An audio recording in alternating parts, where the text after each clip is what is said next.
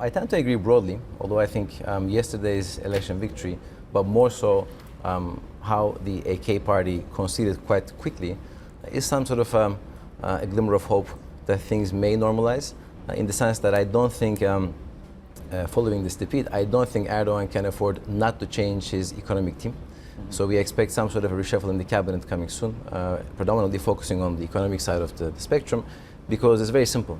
Turkey does need to instigate structural reforms to be able to attract back the kind of high quality, long-term foreign investments that the country needs. And that is not going to happen unless we see some sort of a shift, a paradigm shift in terms of how he governs. Teneo seem more sceptical, isolated and distant from reality as well. Is that the impression that many people get domestically, that Mr. Erdogan, he was obsessed by obviously the changes to the presidential system, and then regardless of this stinging defeat as well, will not see the reforms as necessary? I think in answering that, I think we all have to kind of go back to the argument that all politics in the world are local, and the local people elect the government. So he's been tremendously successful as a politician to kind of stay in power since 2003 onwards. So this has worked to an extent so far. So for the message to kind of filter through to say, look, things have to change, and therefore reform has to be done. And by the way, reform is never an easy thing to do, and it uses a lot of political capital. So is he isolated? I think to an extent he is. I think that's a byproduct of the fact that he's been in power for such a long amount of time.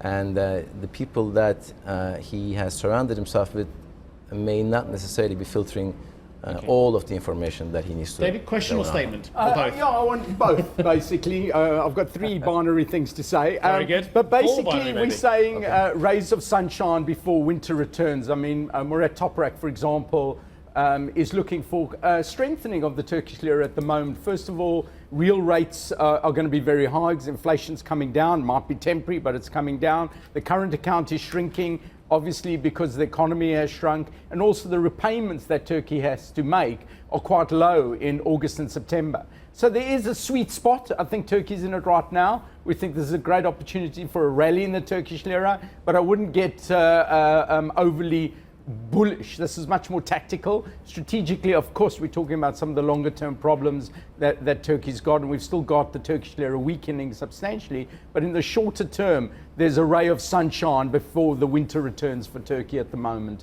especially for the lira. Sorry, what is the catalyst for the winter returning? The reassertion of political authority by Erdogan, or something else? Well, I think it's more so that, okay, look, so what happened yesterday was that he, for the first time, lost a major election.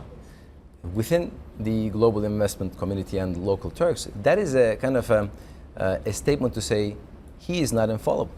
And the democratic institutions in Turkey are respected, because I think to an extent when we're looking at pricing the risk in Turkey, the structural reforms that are needed, the fact that the economy is going to go head towards that winter time is unavoidable. Banks are shrinking their balance sheets, the cost of funding for the banks have risen, the economy has slowed down, and Turkey, there's a lot of risk on risk in Turkey. Turkish corporates sell to Turkish consumers, Turkish banks finance Turkish corporates, and they all get funded, guess where? Capital markets, syndicated loan markets. And if you have enough structural problems, the last thing you want is some sort of a political risk premium that gets added on that.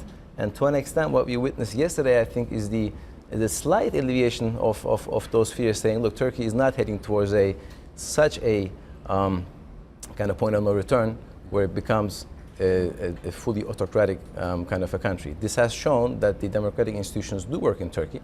Doesn't change the fact that the winter is coming, but it actually does give some hope that the political capital now may be there for Erdogan to change his cabinet so that reforms can be done. Hi, I'm Joanna Bersecci, and thank you for watching. You can check out more of our videos by clicking on the boxes on the screen.